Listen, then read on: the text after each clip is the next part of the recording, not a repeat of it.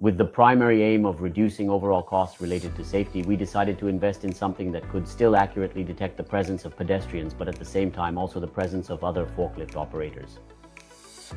Any detected anomalies are immediately reported, significantly reducing machine downtime and greatly improving overall operational safety.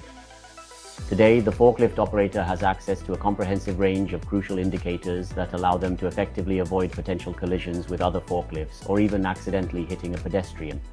Thanks to extensive and thorough data collection, we now possess the remarkable ability to comprehensively analyze the most critical operational flows and propose significant layout improvements by directly adjusting the slowdown parameter settings.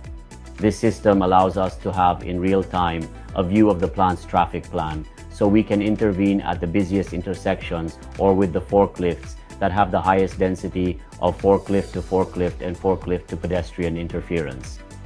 The extraction of relevant data and the subsequent thorough analysis have allowed us to verify that the observed slowdowns do not significantly impact operational efficiency. The system actively intervenes when a forklift operator is distracted or when someone doesn't notice another forklift nearby, so it effectively supports us in these critical situations.